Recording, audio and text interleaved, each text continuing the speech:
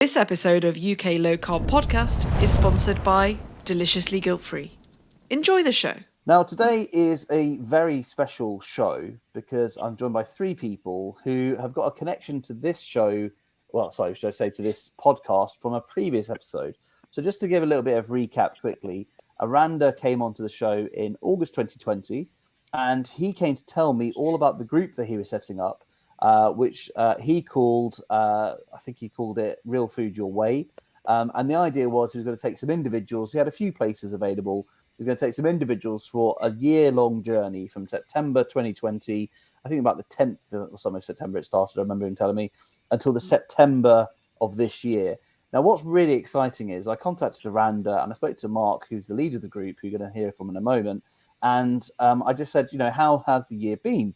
And luckily for me, Sheila, Mark, and Tim, who are three members of that group, have come onto the show today, and they're joining me to talk all about their last year's experience and how they've got on. So can I just welcome to the show Sheila, Mark, and Tim to UK Low Carb. Hi, guys. Hi. Hi. Hello. Now, before I go into how your last year has been, I just want to play a little bit from that show in 2020, just as a bit of a reference point for people who haven't heard the episode as to what Eranda was planning. So the idea of the group is 5 people based in the UK who are either type 2 diabetic, obese, or kind of pre-diabetic, so that we can become a really good support network for each other and support each other through lifestyle changes, sustainable lifestyle changes. Because, well, it's not easy, but quite a few people can really muscle kind of through the pain of a diet, any diet, to lose weight in the short term. But what's really, really difficult is to keep that weight off and to have a sustainable lifestyle that just becomes a habit and something that you can just do without really thinking about it, and for it to become your real life. So that was Eranda there, just describing why he set the group up. And I was going to start, if I can, with Mark, who's leading the group now. Just could you give us a bit of an update, really? How has the year been, Mark? Well, I mean, it's been a really sort of interesting year, I think, for all of us that have been involved with the group. I mean, I found out about the group by listening to your podcast, Dan. Okay, so back in August sort of 2020, when you put that podcast out, I heard it, and I was looking for something at the time, actually not for myself personally, but to help my partner Claire, who was struggling with sort of some issues of her own, and what we really were looking for was some kind of external input in terms of what she was trying to do with her sort of lifestyle and eating habits at the time. So by then, personally, I'd already been through a journey of changing an awful lot of my habits around what I was eating. I'd been in ketosis for probably a couple of years at that point. I'd lost an awful lot of weight, which is something I've obviously maintained. And we tried taking Claire through that journey herself, but like I said, it was kind of a bit hard with just the two of us, because there was always this kind of sort of thing with her where she was sort of looking for some sort of external reference point. So what I did was I got in touch with Eranda and I said, hey, look, I've listened to the podcast, I'm really interested, but it's not for me, it's my partner. But actually, I've been through this journey myself. I know what it's like. I've had that experience, the same experiences that you've had, Eranda, very, very similar.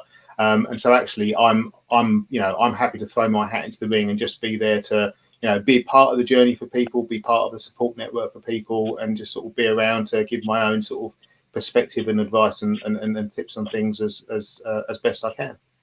Fantastic. I just think that the era we're in, this now is much more accessible, isn't it? So if this is maybe early 2020 and you said, hey, we're going to use a program called Zoom, we'll get together. Because let's be honest, if you're trying to do a low carb support group in your local area, it's probably going to be very hard to find people who are doing this or who want to give it a try. It's not veganism, is it? Where they're everywhere these days. This is a lot more niche at the moment. Hopefully it won't be one day. It'll be more mainstream, but it is hard.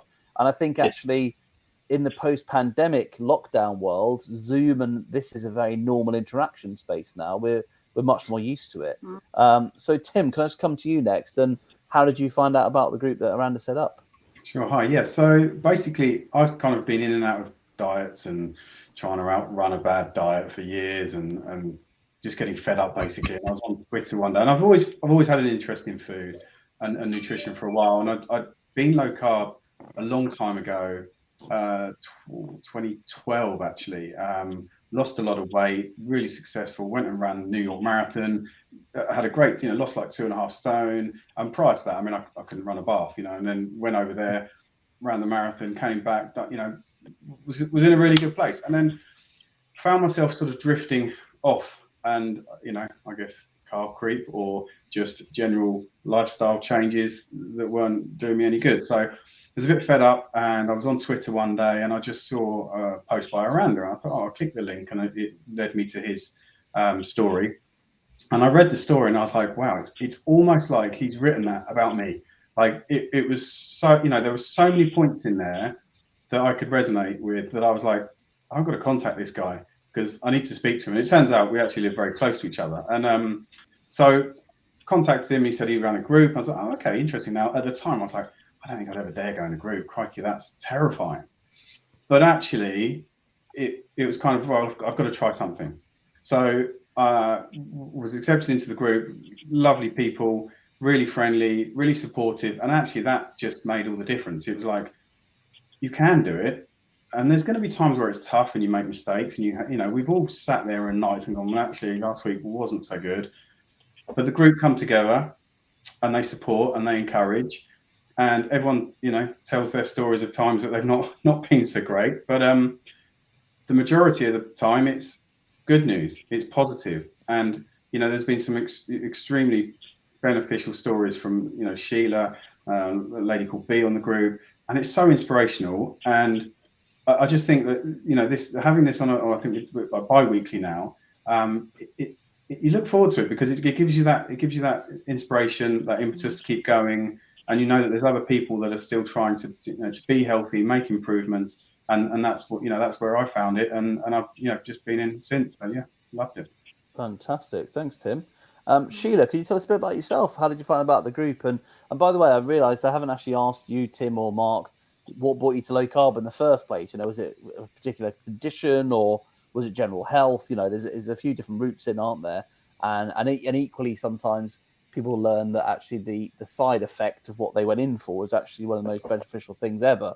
So, Sheila, can you tell us about your interaction, how you came across the group, and also maybe what was your motivation for wanting to get into low carb? Well, yes. Hello, I'm Sheila.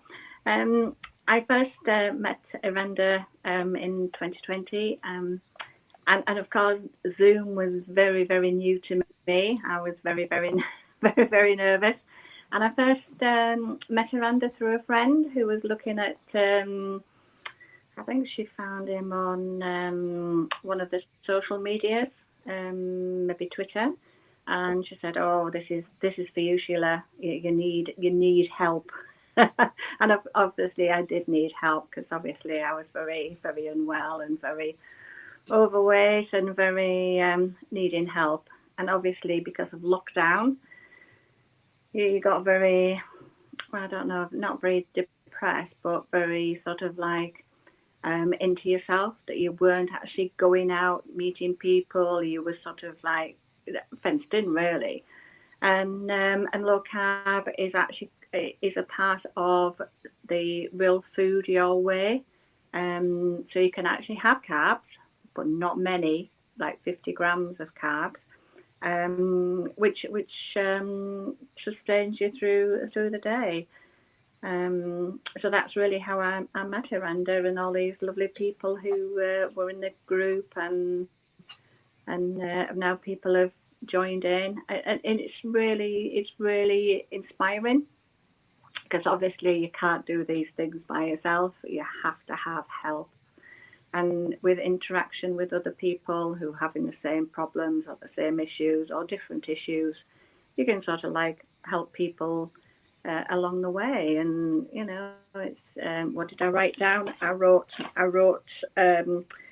it's a road to recovery. Is a long road, but it's also a journey to health and fitness for a good life. So it's actually encouraging to actually help others and yourself at the same time. And it is good. You do get better.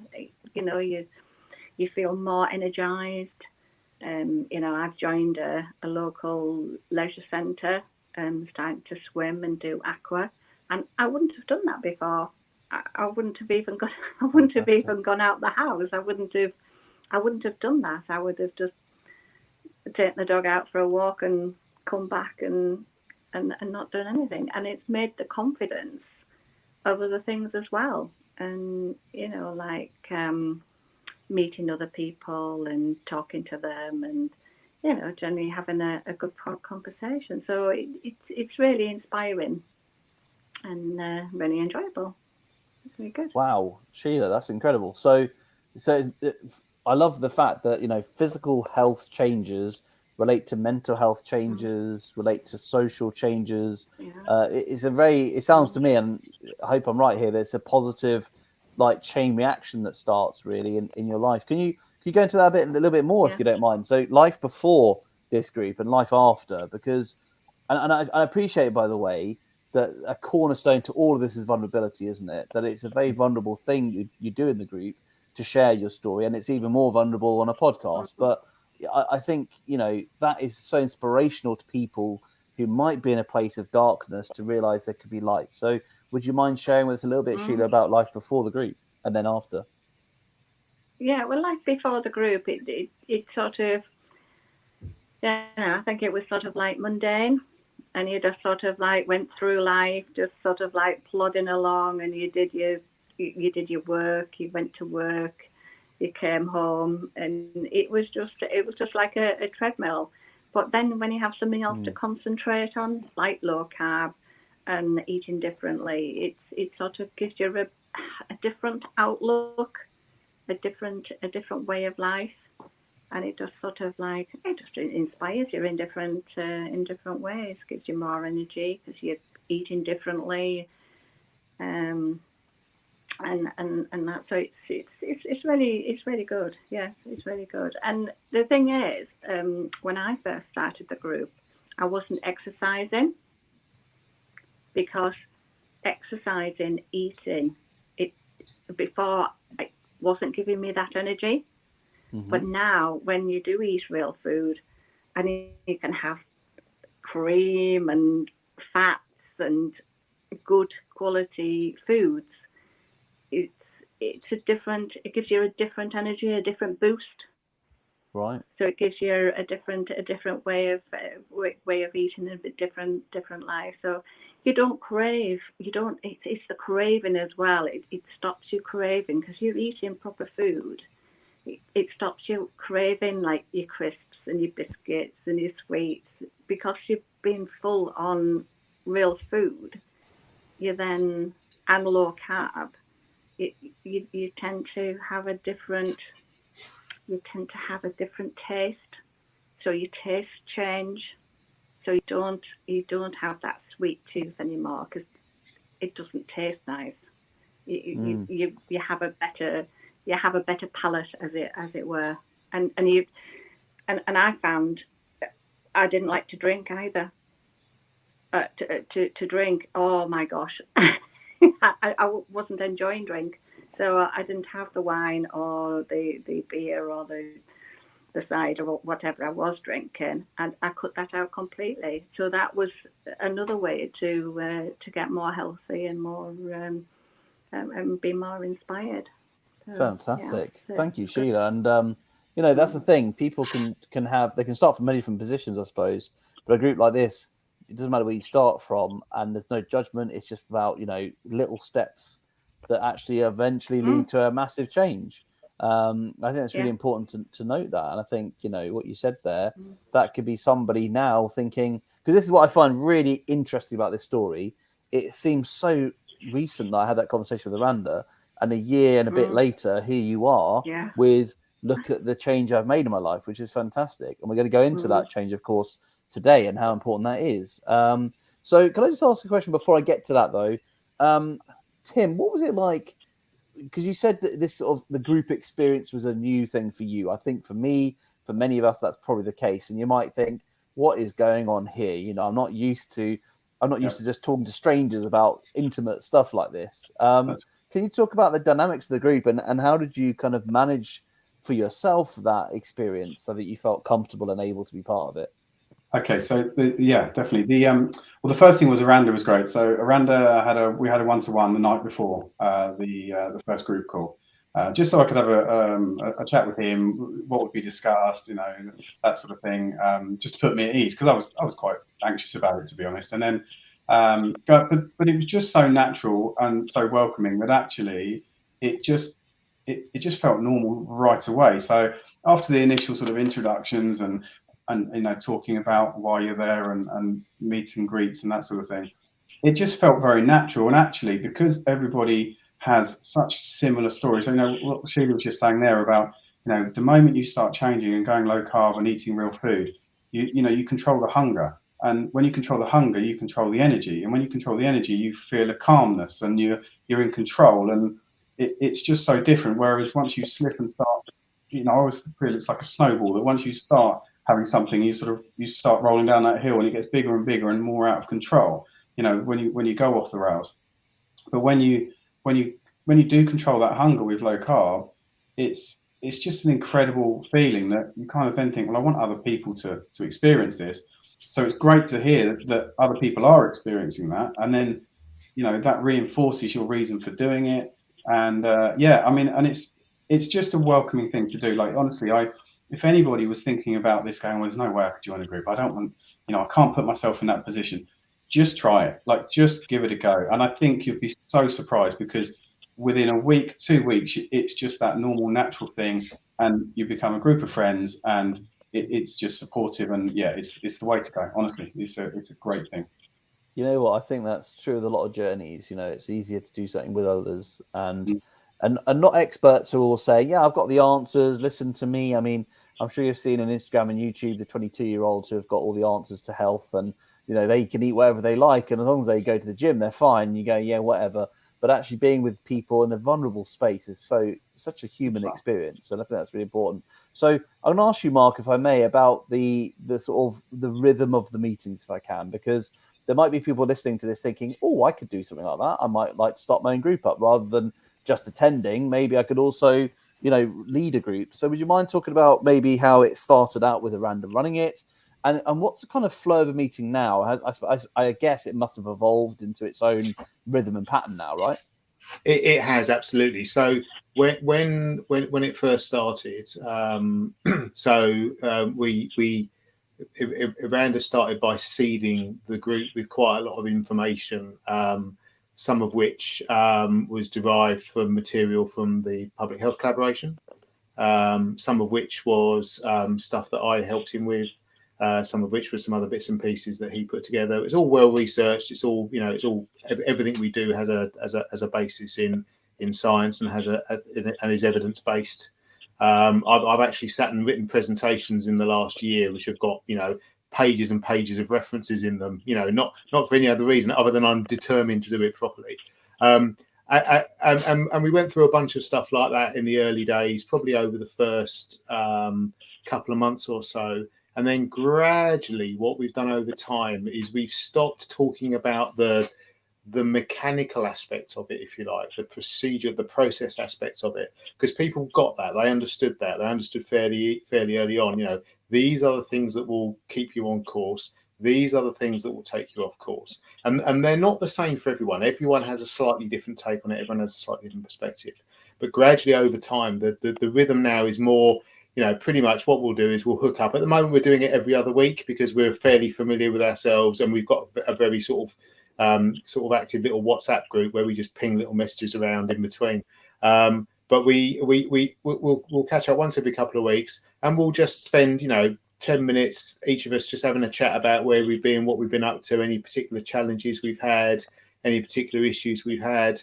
You know, we've had a few milestones during the course of the first year of the group, you know, various people hitting various different sort of health goals. You know, sort of remission of type 2 diabetes is the best example of that. We've ticked that box a couple of times now with various different people. And, you know, people have lost weight, people have become more active, people have become sort of, you know, more more comfortable and more confident in themselves in terms of what they're able to sustain. And importantly, what we've done, and I think we've done this repeatedly through the course of the time, is we've always been there for each other. You know, we've been in situations where somebody's put a message onto the WhatsApp group at sort of some vague time of the day, typically at a weekend, and it's been sort of, you know, I'm struggling a bit today, and all of a sudden there's been a deluge of messages, you know, in terms of support, in terms of, look, you know, if you want to have a chat, just give me a call, or actually, you know, yeah, I've been there, I know exactly how you're feeling.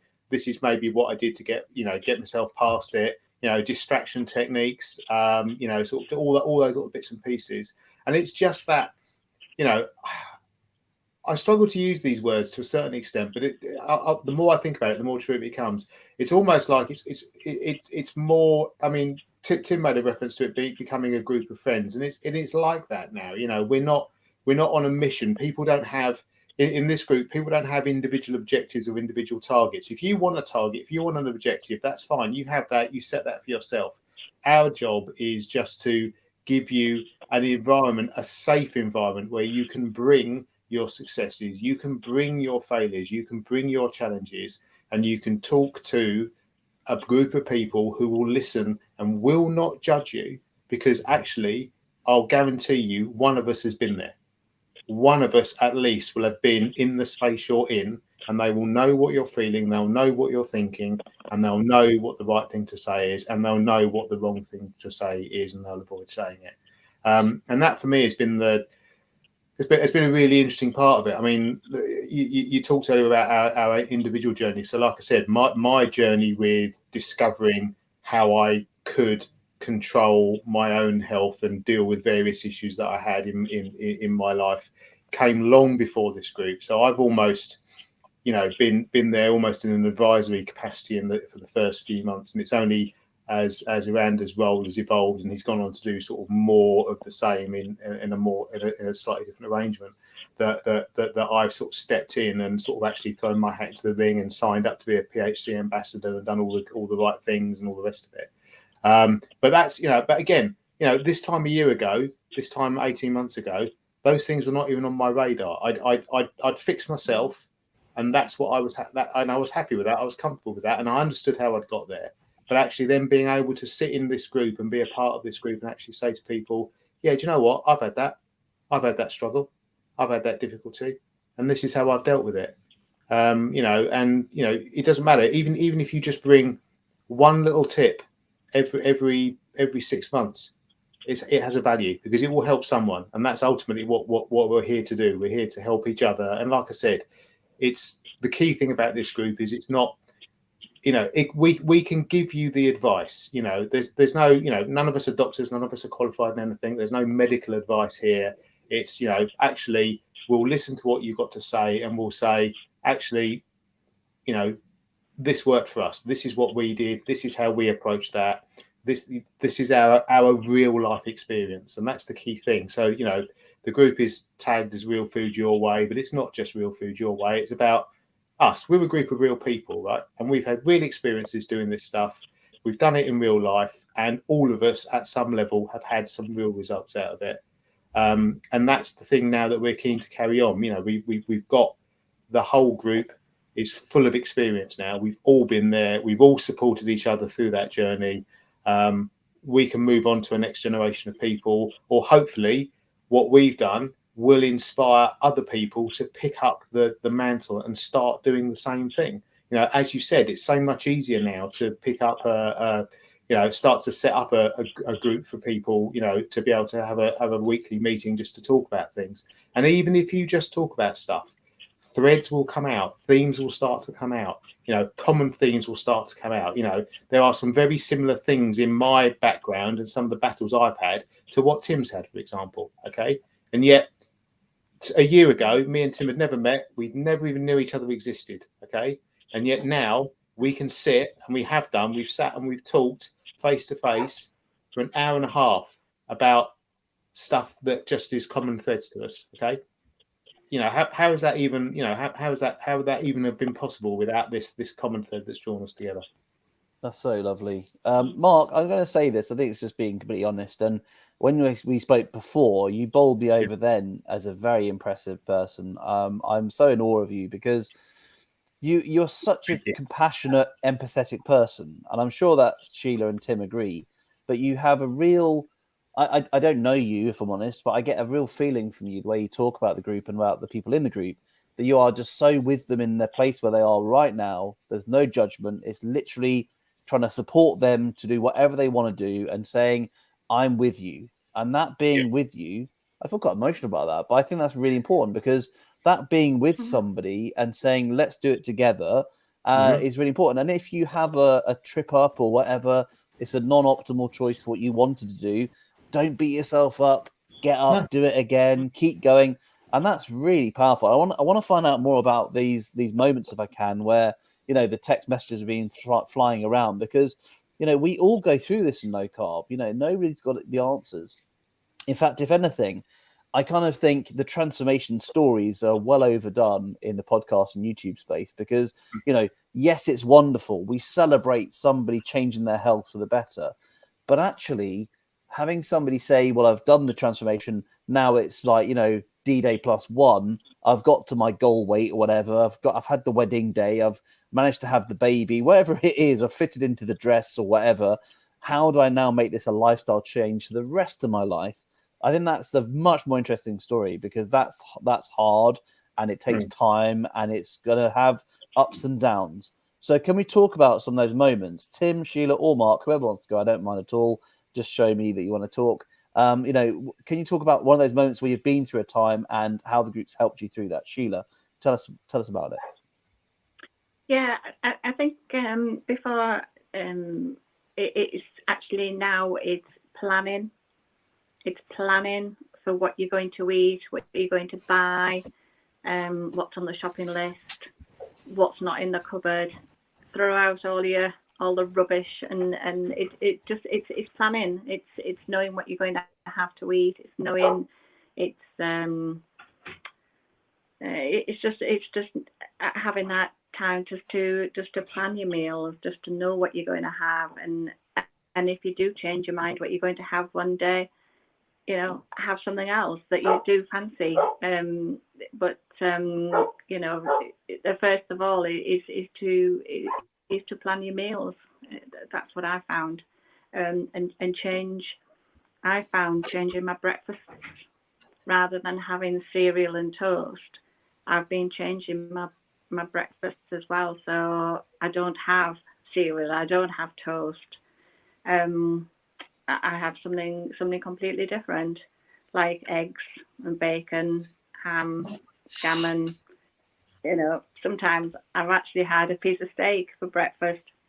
It's not that probably I fancied a piece of steak, but it's maybe come to the end of I've changed my meals and it needs eating. So I've actually had steak.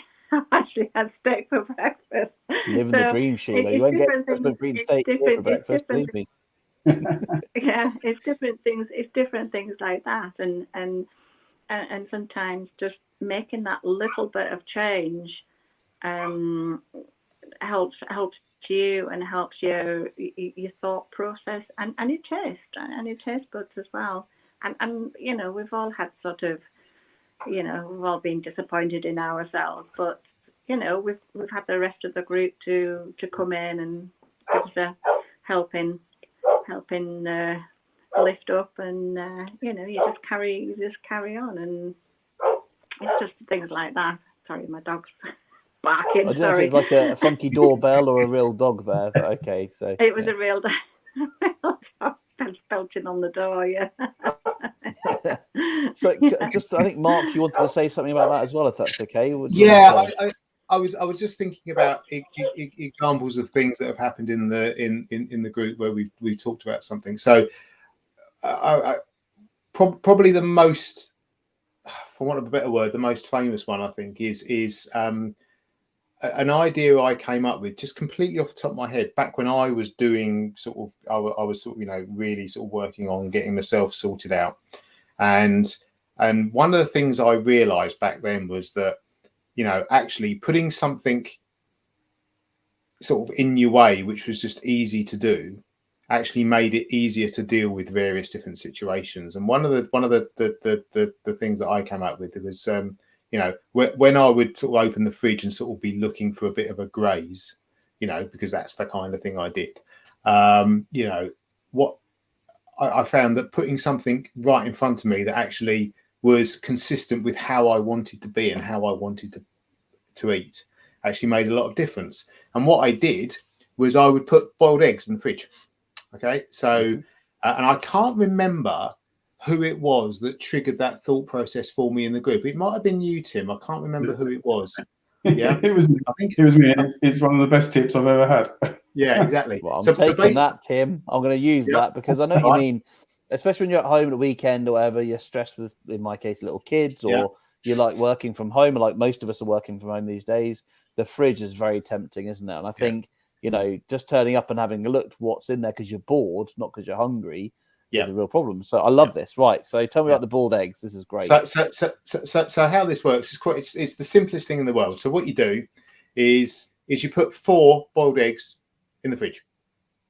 Okay. 4 is an important number, and the reason 4 is an important number is I bet you can't eat 4. Right, you might manage 3. I like a challenge. Okay, right. Okay, fair enough. Okay, I have 4 pickled eggs. I want to up this a little bit more, up the ante. You can pickle them if you like, as long as there's no sugar in them. You're fine. But the reason to put 4 in was actually 4 is a bit of a struggle.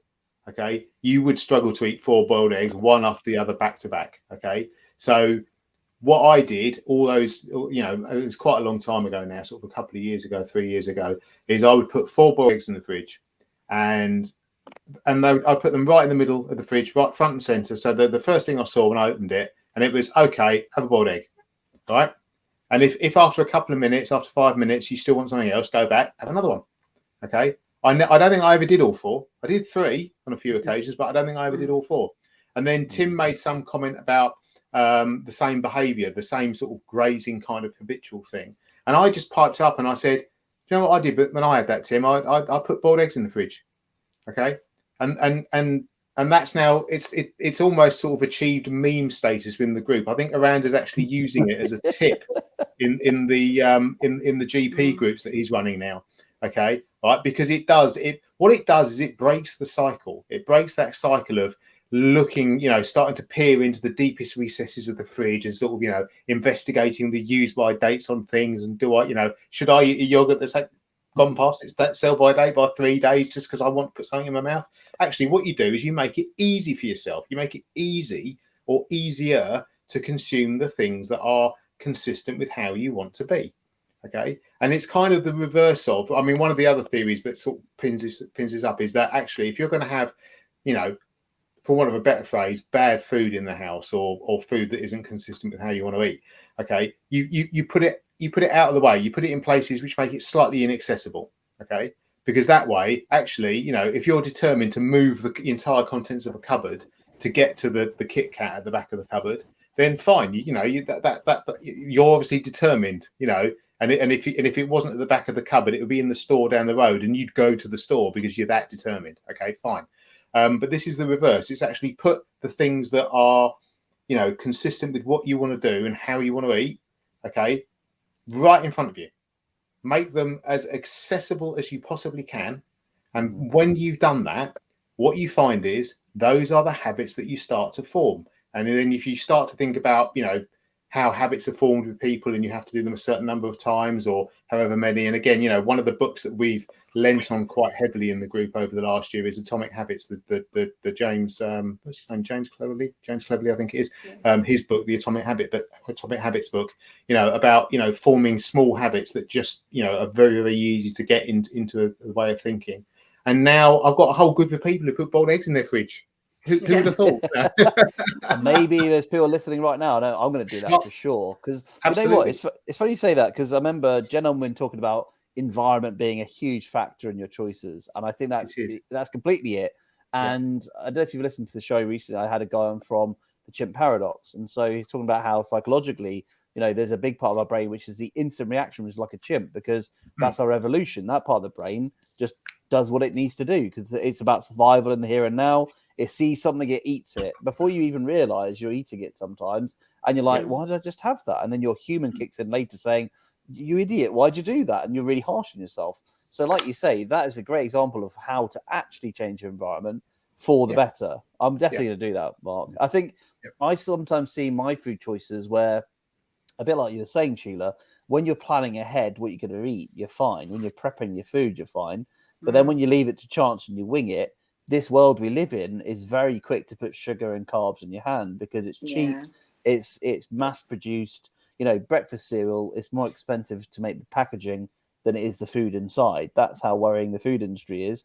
And we're feeding that to our kids. So, you know, the world will give you carbs and sugar. And if you're not prepared, then actually you could easily fall victim or prey to that sort of marketing and advertising because, you know, you are an animal after all. And these drives are part of for all of us. So I want to come to you, Tim, because I think you wanted to say something on that as well. So tell me about these times.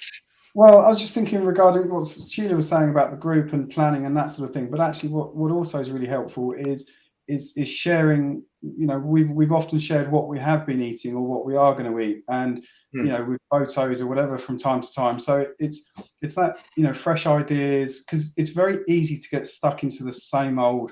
You know, I can have steak, I can have bacon, I can have eggs, and then, you know, you do that for a week and you feel great, but then you're like, oh, am I eating this still? And even the best food in the world, like steak, gets boring after a while. Absolutely. You know, whereas someone will suddenly come up and say, well, I did this, or I chopped it with this, and, you know, and you think, oh, well, I'll try that. And so that's really useful. Excuse me. So having that interaction with other people and their ideas and their sort of recipes, menus, and it's like, okay, that's really useful as well. But the boiled egg idea was superb, honestly. And actually, I take them to work. So I work in central London. There's a prep, like at the end of the road. There's a Tesco at the other end of the road. So if you're going to go out and try and find food, it's like you say, everything's loaded. It's so difficult. It's a minefield. Whereas I can reach in my bag, or I go to the fridge, I've got the eggs, and I'm like, okay, well, I'm done. And if you do eat 4, you won't want dinner, right?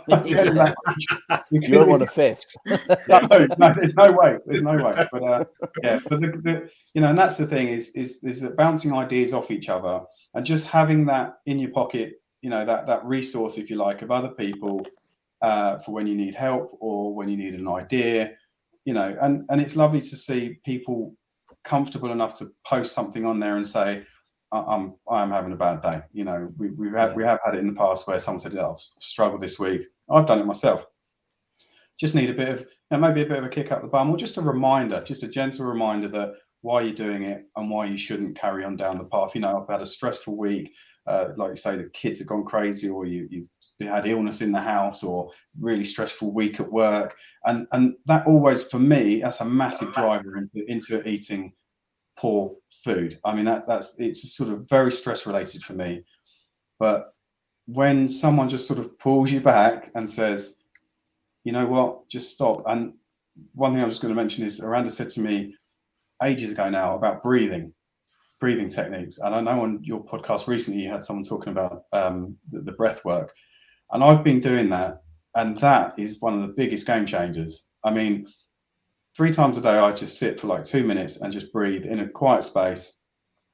It's so calming, so controlling, and that's really led me to it's that moment of reflection where you go, right, instead of the chimp saying I'm going to eat that and go crazy, you're almost putting the human to the forefront to say, actually, I've got this control and I'm going to make the right choice, because I know that if I eat the boiled eggs or if I eat the low carb meal, I'm going to feel satisfied. I'm not going to feel awful afterwards for eating it, and I'm just in control. So yeah, it's really helpful. Fantastic. I just want to say then, Tim, what if you are in the Pret a Manger or you're in the Tesco? You know, have you got any strategies there? Because the fridge idea is fantastic. The 4 eggs, I love that. You know, stuck in the middle with you, Tesco one side, Pret on the other. There's you and the 4 eggs. Perfect. I'm going to use that. But, you know, what about when we are stuck in, you know, the Pret a Manger or the Tesco with somebody else? Are there any techniques you've picked up, and anyone else who wants to join in there, for how to get through that? I've got 2 strategies for Pret. One is they do like a prawn and avocado salad, which is super low carb. and it's quite tasty, albeit quite expensive. But if you want to eat that, that's fine. They also do an Italian chicken salad, which is quite low carb. Or the other option is not to eat, because actually, if I'm having a good week of low carb, I can go without, rather than grabbing something that I'm desperately hungry. I can just say, well, there's nothing here that I want to eat, so I'll wait. And then I can wait till I'm in a position where I can make a good choice, or I can go further afield to somewhere who has got something that I want.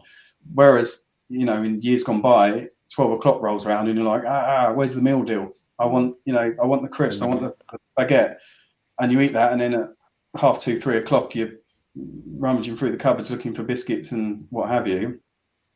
Now with that control and with eating the right foods, it's just very calm. It's very calming. It's just, if it's there and I'm hungry, I'll eat the right food. But if it's not there, if it's not available to me, I can wait now. So it's nice to have that ability, not to have food controlling my life, and constantly. Guys at work used to say to me, like, Tim, you're always thinking about food. Like, you always, where's your next meal coming from? When, I'd always be going, what are we having for lunch today? Whereas it's not really a thing now. It's just, well, I know I'm having this. I'm not, and back to what Sheila said, it's about the planning. And if you're planning and you're eating the right things, there's just a lovely element of control. You don't have that worry. So, love that.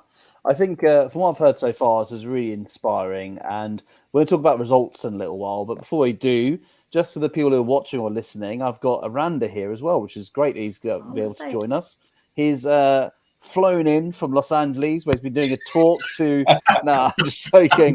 He's become an international star these days, and has not only inspired and started, this group off, but is also doing that with other groups as well. So welcome back to UK Low Carb, Eranda. Hi, Dan.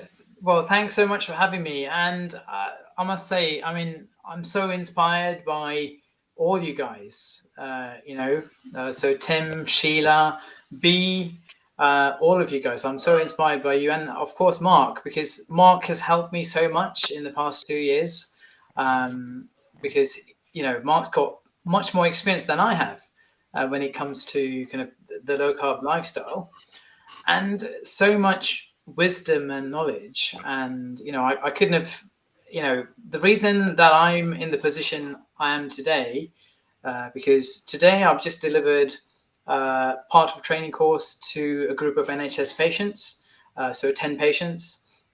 I'm delivering, I'm looking after another group tomorrow, and what put me in that position to give me the confidence to know that I can help other people, it's you guys. So thank you.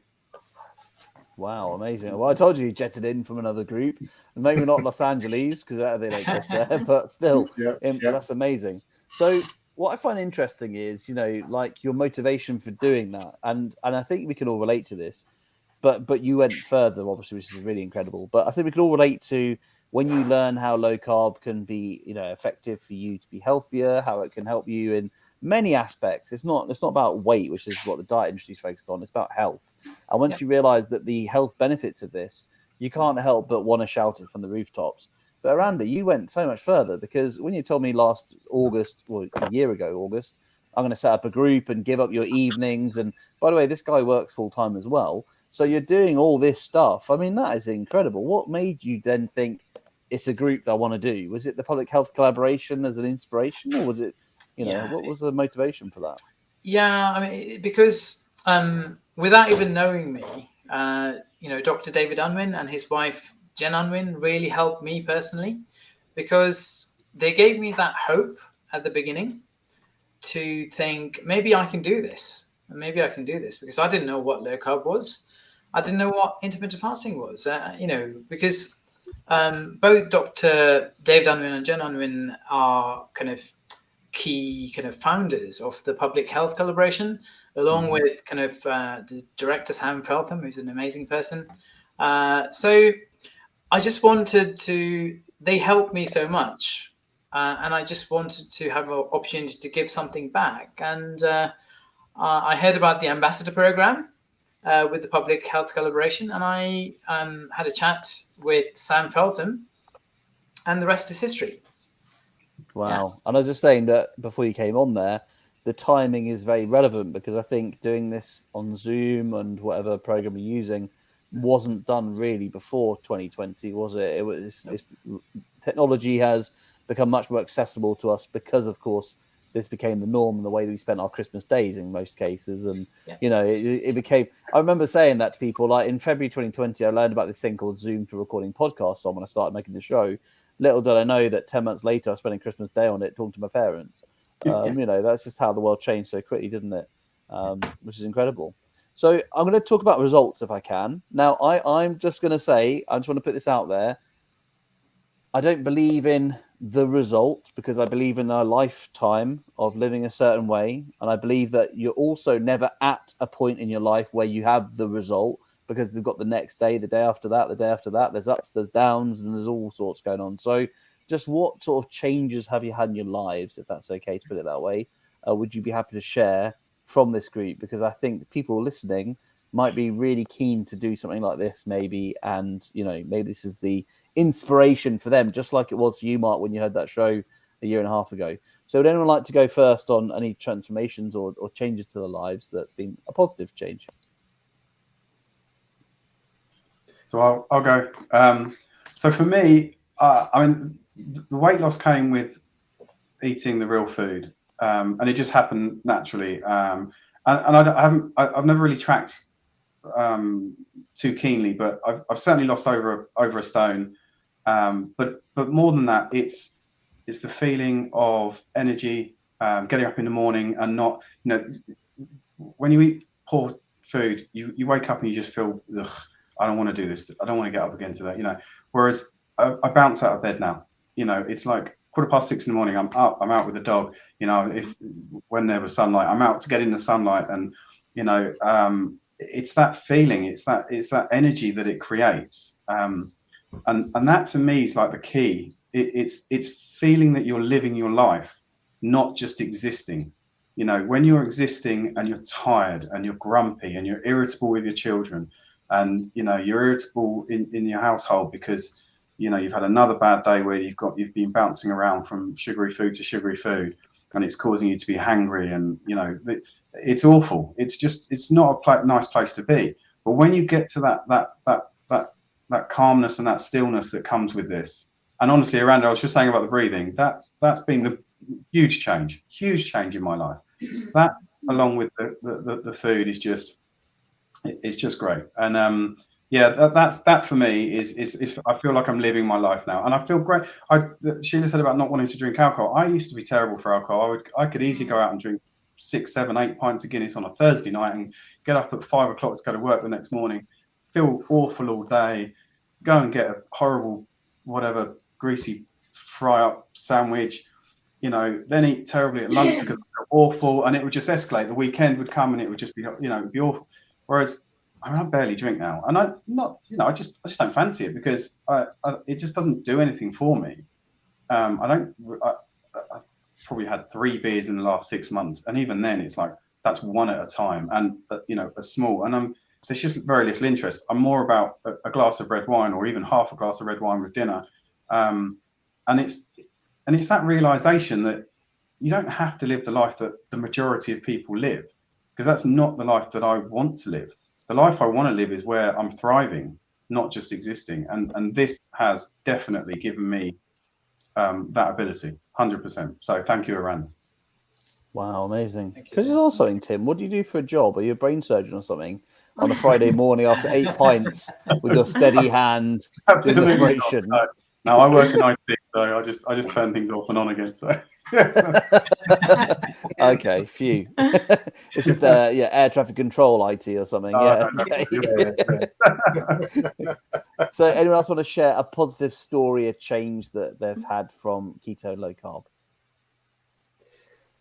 So if I just touch just briefly on where I've been. So, you know, my journey has been over probably near on a decade. Okay, so back in sort of 12 years ago now, 13 years ago, I was on a real slippery slope. My mental health had collapsed. I was drinking too much. I was eating too much. I was just a complete mess.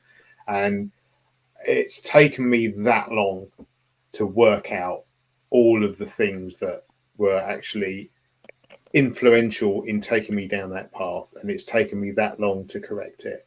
And for me, it's not about weight loss. I mean, I've lost about 7 stone, I suppose, over the course of and most of that in one stint when I went sort of full bore keto for a very long period of time. And I'm still in ketosis now, and I have been now for probably about the last 3.5 years continuously, and I've never felt better. I'll just be, it's not for everyone, but for me, it's worked perfectly. I've never felt better. But for me, it's about milestones. It's achieving the unwinding of my past history. And for me, the most significant thing was in November last year. So whilst we were after this group had started and after we'd been through most of this group, when for the first time in 12 years, I wasn't taking medication for depression anymore. Wow.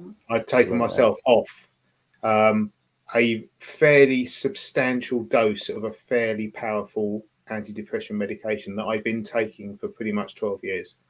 Wow. And I've, and it's just, I can't really put it into words, the impact that's had, just on being free of something that actually ultimately now looking back at it, if I just play the logic in reverse, if by changing my lifestyle I was able to undo that thing, okay, then arguably my lifestyle must have been a substantial part of the cause of it in the first place. Yeah.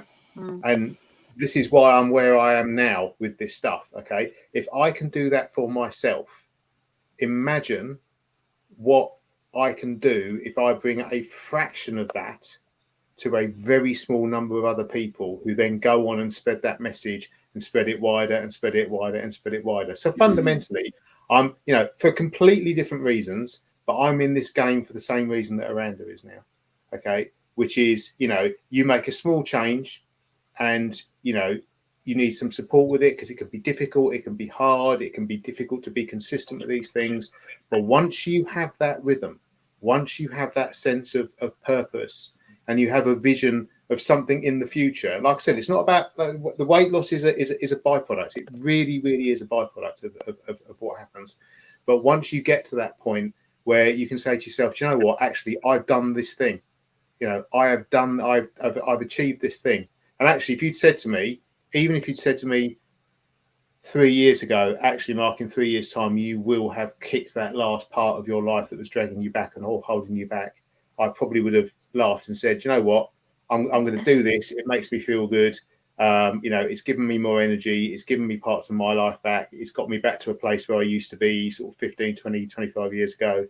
And you know what, if as a byproduct of that, I'm still stuck with the antidepressants, then so be it. I can live my life like that because I've got enough. But actually, it turned out I could get the whole, and I got the whole. And I just want to see. I just want to see other people have a taste of that, because trust me, once you've got a taste of it, you ain't going to want to go back. You know what, Mark? We are, as a population now, not individually us, but as a population, we're in an open prison, aren't we? Prison of that they don't realise necessarily where the bars are, but actually, mental health prison, the sort of metabolic health prison. Many of us are in the sugar cravings and the addiction prisons that most people are in these days. And isn't it interesting how the key to get out of that prison is actually what you put on your fork, what you're eating? Yeah, and by changing that, what I love about your story, because I know you've spoken before, is the fact that you say just then you didn't realise that this was going to be cured or it would go away. You just literally thought, I've got more energy, I've lost weight, fantastic, I'm doing well in life, so I can, the mental health stuff is there, whatever, I can manage it. Oh, it's gone as well. And I find that just unbelievable. That's amazing. Absolutely amazing. I mean, it's and I'd like to think that I'm just a normal average person, and therefore my experience is not unique. My experience at some level should be repeatable. Okay, so and this is one of the reasons why I said, when Eranda said that he was, gonna be sort of spending more time focusing some other spaces, it was one of the reasons why I was relatively easily strong-armed into taking the group on, because yeah, and this comes back to again the conversation we had previously then about what do we want to do next with this group, and what we want to do next with this group is we've now got a core group of people who've been on that journey. Some of us over a period of time, some of us more recently. We've all come with a different objective or a different perspective. We've all been through a journey, and we've all got to either roughly where we want to be, or we're well on that journey. Okay, so now is the time to maybe say, well, actually, let's bring a few more people in. Let's introduce a few more faces, and maybe those people will get some benefit from it. Hopefully they will. Maybe we can, just repeat the same thing. If we repeat the same thing over the next year, okay, and we affect another, because there are a couple of people that are, weren't able to make it tonight. So, if we can have the same impact, okay, then at the end of next year, we'll have affected 10 people's lives. Okay. And then and then it multiplies out, right? And, and it just starts to spread. And to me, this kind of approach now, and this ability to have these conversations with people and just meet up, and it doesn't matter where you're based. I'm in the east of England. Tim's the other side of the sort of London to where I am, etc., etc., etc.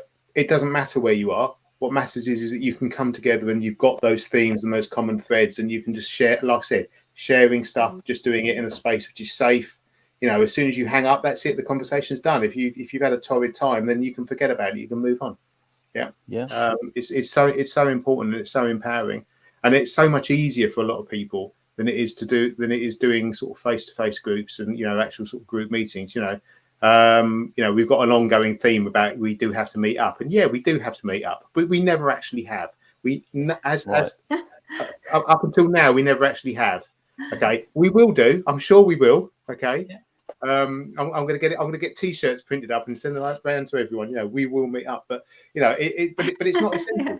It's not essential because we do this, and 99.9% of the time, this is enough. Mark, you know what? You will know people that you see face to face at work.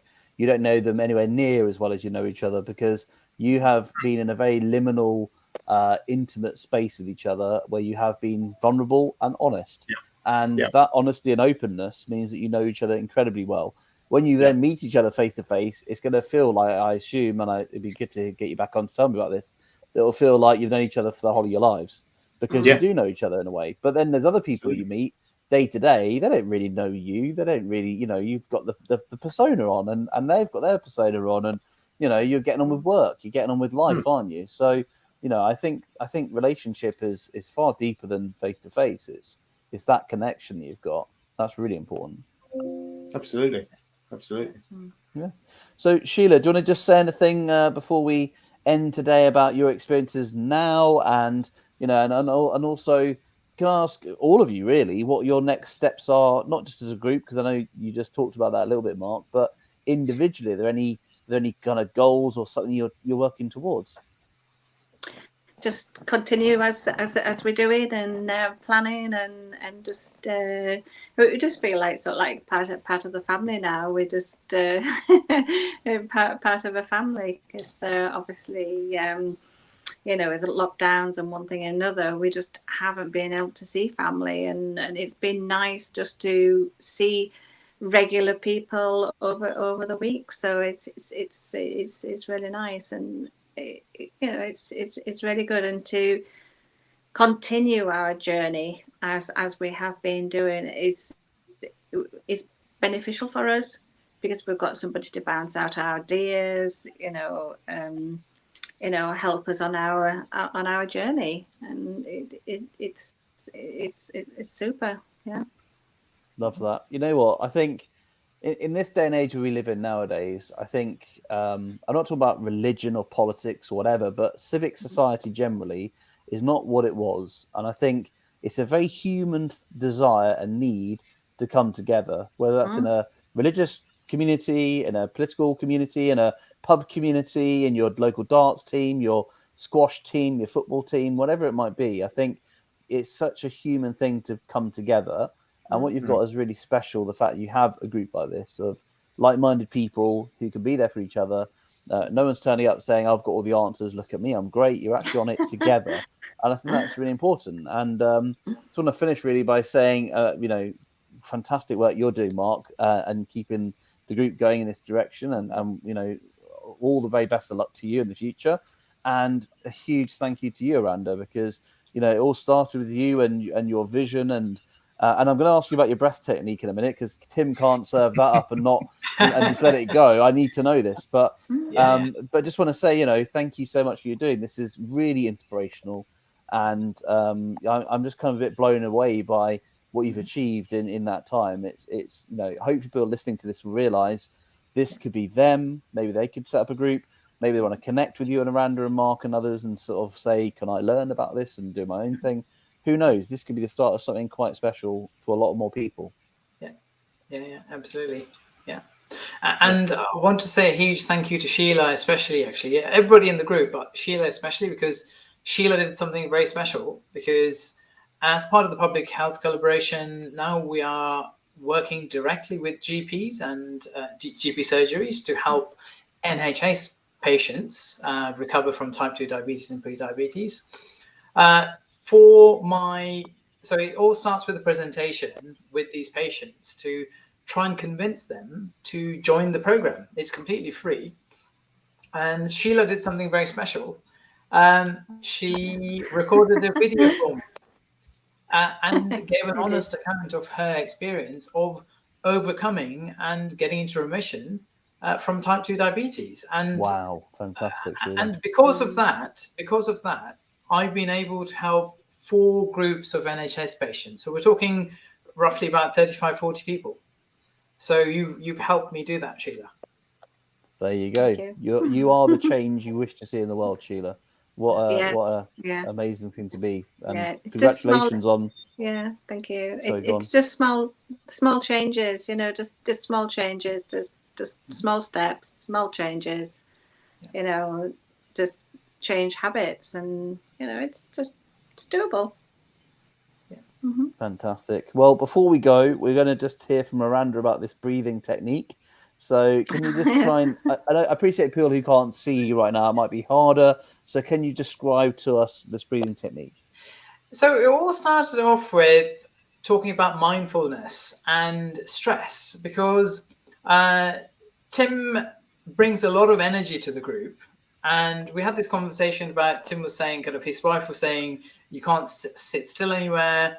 So I thought Atomic Habits, James Clear.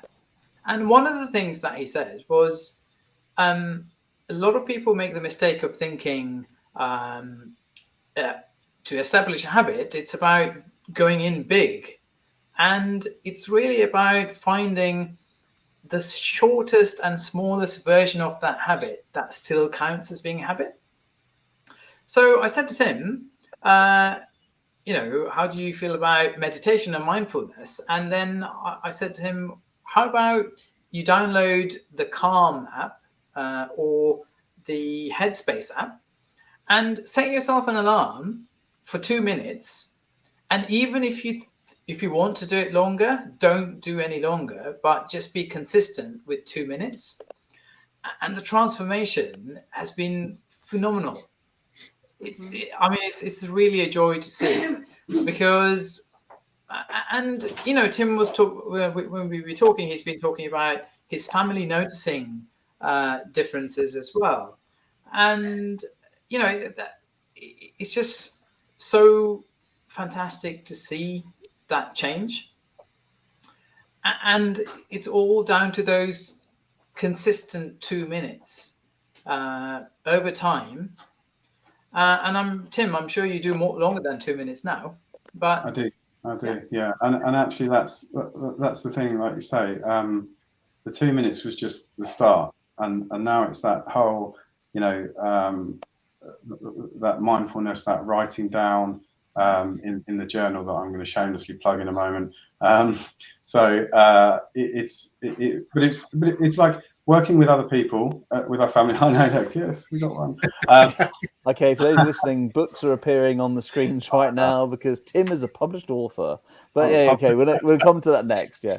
Yeah. Okay, so that was the whole point of it was the breathing, and then getting that calmness, and then that mindfulness, and then but that made me think about the when people are tracking stuff regarding food and mindfulness and energy and this sort of thing, and it always seems to be on an app, and one big thing for me with the breathing came getting away from technology.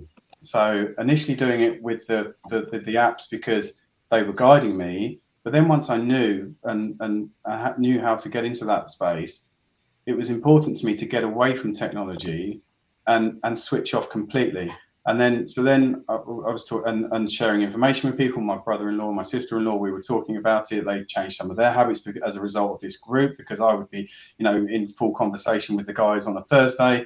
I would chat to them on a dog walk the following day. The next weekend, they're like, wow, we're doing low carb now. We're doing this. We've removed this from our house. And it's like, there's a knock-on effect. This is brilliant. So this group isn't just affecting the people in the group. It's affecting the people that we talk to outside of the group.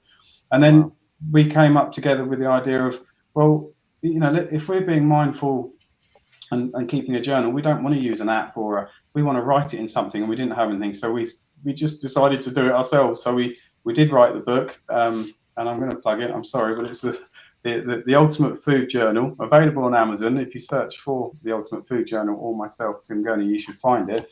But it's just a thing that you can sit in the evening and you can write, and you can reflect on what you've eaten, the exercise you've done, your targets for the day or the next day, your energy level, alcohol consumption, this sort of thing. But it's just something to reflect, rather than sort of saying, oh well, I'm counting calories, or I'm doing this, or I'm doing that. It's more a reflection and a mindfulness activity book, if you like.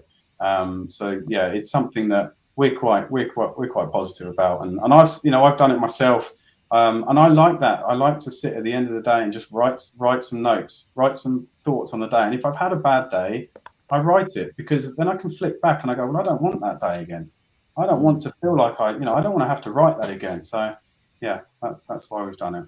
Amazing, Tim. That's so inspirational. It all stems from this group, because I would never have thought about doing that in my wildest imagination. But it all comes from Miranda, Mark, Sheila, everyone on the group, B, Claire, everybody. It's just been it's been a huge change for me. So yeah, all positive. Well, Eranda, who knew when we had that chat last summer that the year before summer, you'd have a book at the end of this, and Sheila's results for type 2 diabetes, and Tim's completely changed in lifestyle, and also the other people in the group as well. Like I say, it's not the end point; it's the journey they're on for the rest of their lives, which is exciting. So I'm afraid we're going to have to wrap up there, guys. It's been such a privilege, and I really genuinely mean that. The show, just to sort of reiterate for those people who might be listening now who know the show well, the show is all about sharing these sorts of stories. That's what the show's whole essence is. And as the show evolves, yes, we get the Ted Naymans and the Unwins and people who are educating us about the science, but actually it's these stories that I think are the most powerful. These stories make you realize when you're listening to this, you're not alone. And I think that is the most important thing. So thank you, Eranda. Thank you, Tim. Thank you, Mark. And thank you, Sheila, for coming on UK Low Carb. And I wish you all the best of luck with the rest of your journeys and your group. And hopefully you can have an update again in the future about how things are going, because the door's always well open to you guys, for sure, because I want to hear more. All right? Brilliant. Thank you. Thanks so much. Thanks so much for your time. Appreciate it. Thank you. Bye now. Thanks, guys. Thanks so much. Bye.